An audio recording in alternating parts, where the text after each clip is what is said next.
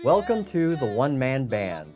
My name is Mark Browner. I'm one of your co-hosts here, and I'm here with J.R. Rodriguez. And this is part 2 of our discussion of the movie that J.R. did called Who Shot J.R.? In the last episode, I had compared you to Orson Welles, and in that you were the producer, director, and you acted in your own film. And I think a few days later, you kind of told me that, well, you weren't really comfortable with that comparison. Yeah, I give a lot of credit to Robert for inspiring me to be a filmmaker, but the first person to inspire me to want to make movies was Sylvester Stallone, because I actually saw Sylvester Stallone when I was a kid in Catholic school. We had like our recess time right in front of the big cathedral by the parkway, which leads right to the art museum. And I happened to see Sylvester Stallone running in his sweatsuit, his Rocky sweatsuit. He was following a pickup truck that was loaded with a film crew in the back, and they were filming him running. All these kids from my neighborhood, they got invited. You know, kids that weren't fortunate enough to go to Catholic school like I was. They got actually selected to be in the movie, and I remember Just kids from the neighborhood? kids from my neighborhood, yeah, but they went to Waring School. So apparently he went there and recruited some kids from there. And I saw them running by, and while they were filming, and I had like just stopped. We were playing tag or something, and I just stopped and I watched Stallone, and I was like, wow, that's Rocky. That's That's my hero. Right? He's right there, and they're filming the movie like right in front of me. It's the first time I ever seen like a movie being filmed or anything. And I remember thinking to myself, like the movie Forrest Gump, "Run, Forrest, run!" I felt like just grabbing my tie and throwing it aside and just running right into the crowd of kids and jumping right into the scene. Sure, just becoming part of it, right? But I didn't. I just stood there and I watched them just shrink into the distance. And I live with that regret, ever since that I didn't do that. So Stallone, so that was the point in my life that I realized, like, wow. Because when I saw the movie Rocky the first time, it inspired me to want to box. Because boxing was real big in our family.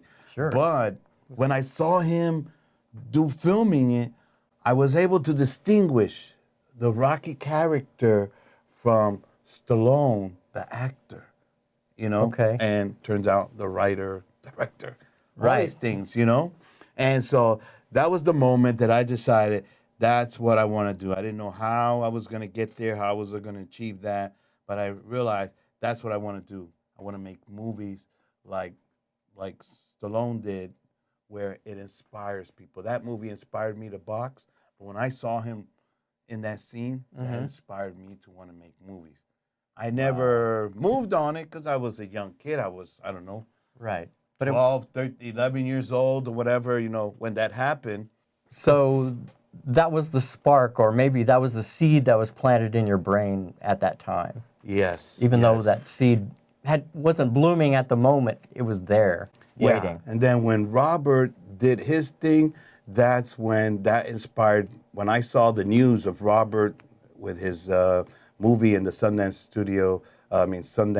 Film Festival, he put this El Mariachi and it won the audience award. And that came over the news, and I was like, oh, and that was the kick in the ass to say, stop talking about it and go out there and start doing it. So Stallone was the one who inspired me. Rodriguez was the one who gave me the kick in the ass to say, go and do it, Right. I did it, you can do it, is how I took it, And so, getting back to, you comparing me to Orson Welles, I would say when I did Who Shot J.R., I was paying homage to Robert in the way that I shot it, and I was paying homage to Stallone in acting and starring in my own movie. All right, well, speaking of Robert, I think you had mentioned that you had read Robert's book, and it was probably maybe was what stimulated you to go and shoot Who Shot JR?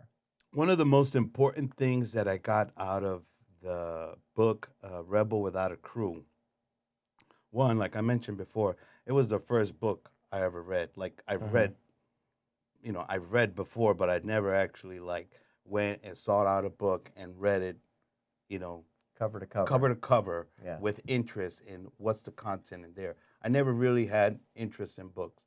Now I have a bunch of books, but back then that Right. was not my interest. Okay.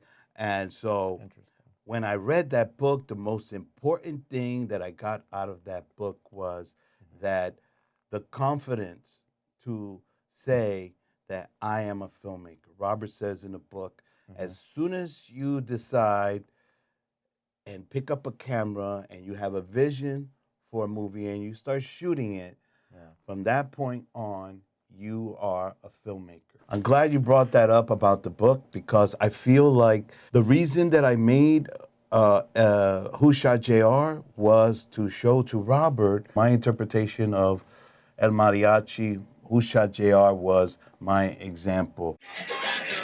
How you feel getting shot? It hurt a little bit, but anything for my movie. Yeah. How's the blood? Blood tastes like fucking meat. Yeah. Like it? Hope people like these movies. Just a little sample of what I can do. And I'm looking for an opportunity. Now he has a program called The Rebel Without a Crew. And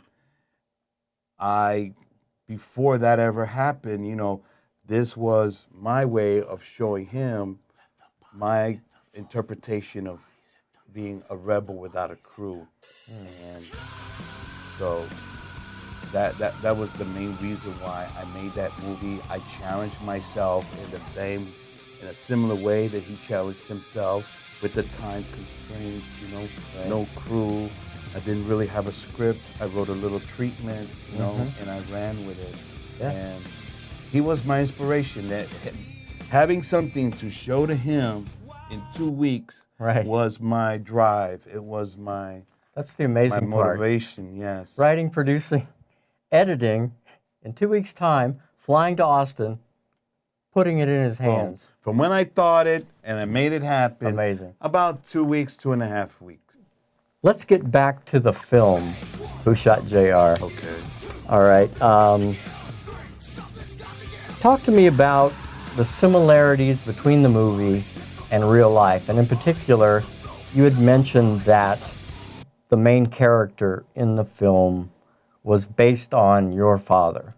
My father and my mother, they separated when I was at a very young age. So I didn't really know my dad when I was growing up. I eventually was introduced to my dad and started to be a part of his life by way of working with him in his auto parts store. And I got to learn a lot about my dad firsthand. Mi nombre es Antonio José Rodríguez. Nací en Utuado. And I heard a lot of stories about my dad.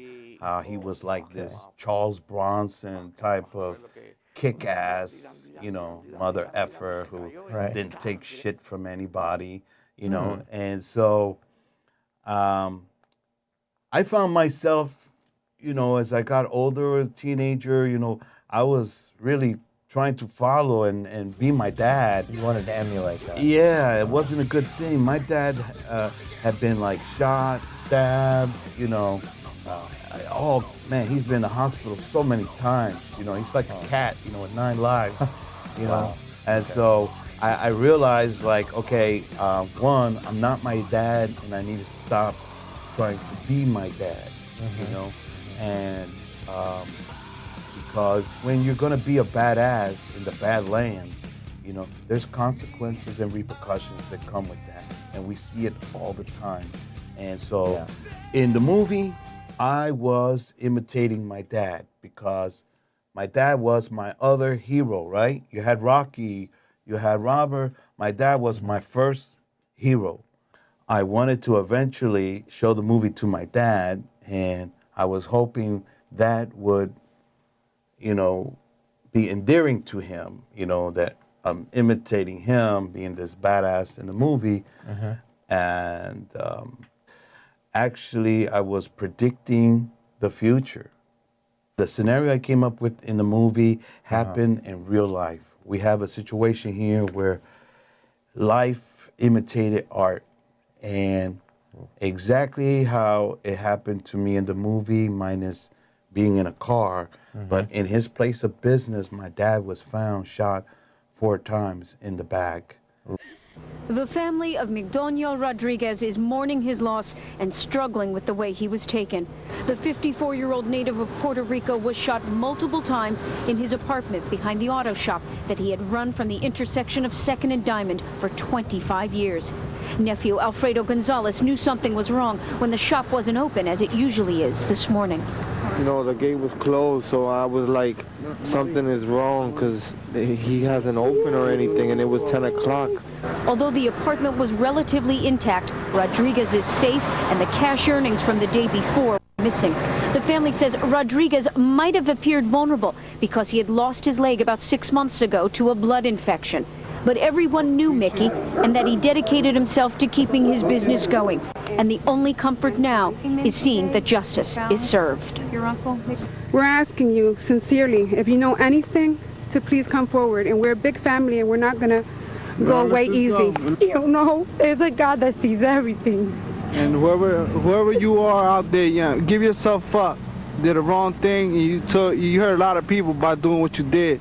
And you ain't had to do it that way. Whatever you wanted, you could have took it. But you ain't had to take my uncle away from us. Robberies committed by drug-hungry criminals are sadly commonplace here. Police are looking at all the possibilities. Lieutenant Joe Malm is leading the investigation. There's a possibility that the motive is robbery, and that's one of the things we're looking at. We're still early in the investigation, so it's really too soon to tell for sure. This happened 4 years after I made the movie, and I had already moved to Austin. Okay. And it was a tough blow. Very, very tough blow. I'm sure it was. And before he died, I gave him a copy of the movie. Oh. And I wanted him to watch the movie and let me know what he thought of it. Right. And Do you know if he ever watched it? I don't know. I don't know if he watched it. I don't think he did. I'm not sure. But if he did, he never acknowledged me. Like, hey, you did a great job. Hey, boy, you did a good job with the movie, Yeah. I was hoping it would inspire him to want to make a movie with me. Yeah, that could have been cool. Yeah. Because he just wasted himself away in the freaking auto parts store, just like in isolation, seclusion, just. So that's the hard part, talking about what inspired me about that movie and what came out of that movie, is that, life imitating art in that way. For the longest time, I didn't even want to make any more movies. Oh, after that? After that, okay. I was like, I just lost interest.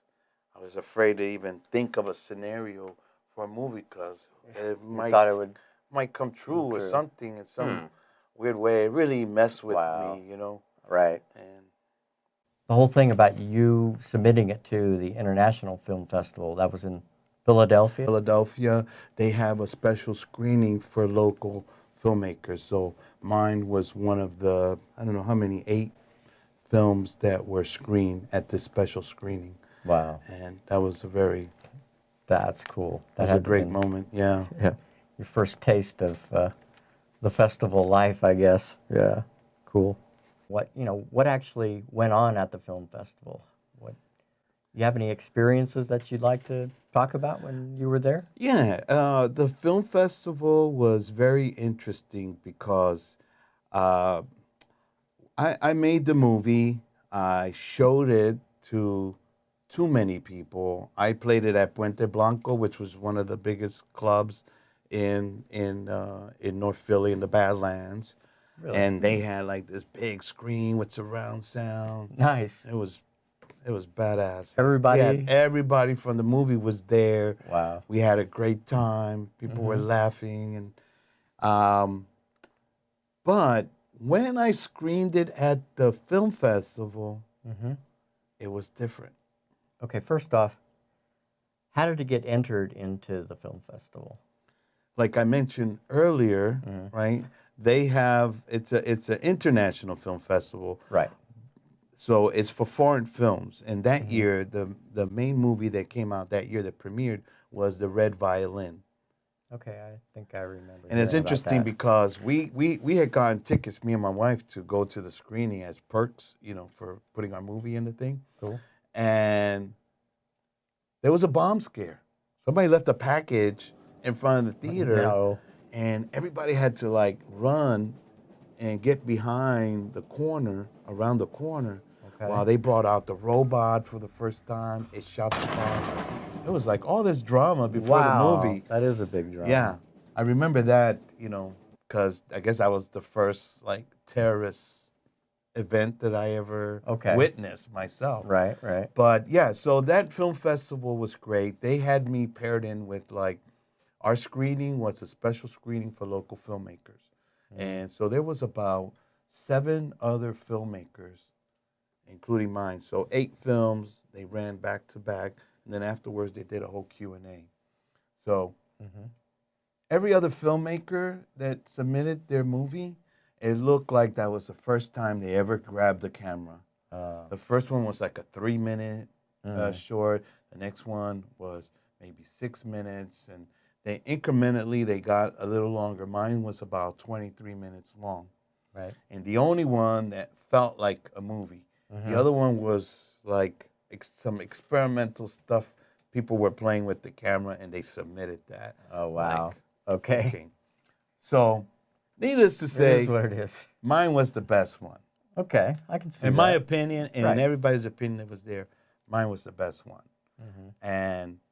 But I realized something during that screening that I hadn't realized any other time. Okay? What's that?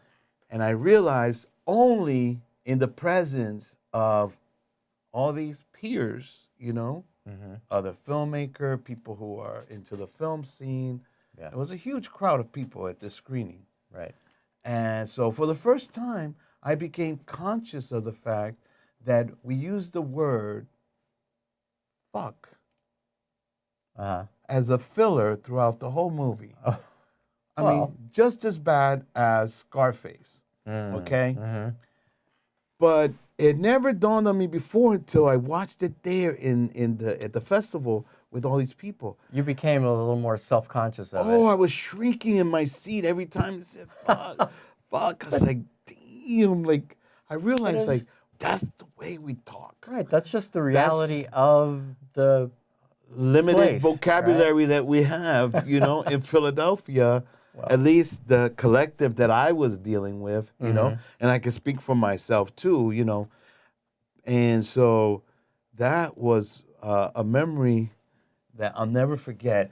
I literally felt like I was shrinking in my seat. But then at the end of it, when we did the Q&A, all the questions at the Q&A were pretty much all directed towards me and my movie. Right, because you had the film that was worth asking questions about. I think so. Yeah. Everything else is... Yeah, it was entertaining, Right. One guy said that at the beginning of the movie, he really liked my character, in the movie. But towards the end of the movie, he didn't. He was like, I kind of hated him. I was like, cool, then I accomplished what I wanted to accomplish, right? It's that, even people who are, not very nice people have likable sides about them, Oh, yeah, and that character is very much like that. It's like he seems like a heroic kind of a figure, but he's also kind of an asshole. has bad sides to him, and it's everyone. So that was my one and only, film screening at a festival ever. I never was able to get into South by Southwest. So Yet. yeah. Okay. All right. That's great. So I guess we should conclude this Absolutely. podcast and stick a fork in Who Shot JR. Yep. And It was entertaining and informative, JR. I appreciate it. And thanks for watching our podcast, The One Man Band. see you on the next one. Until then, have a nice day.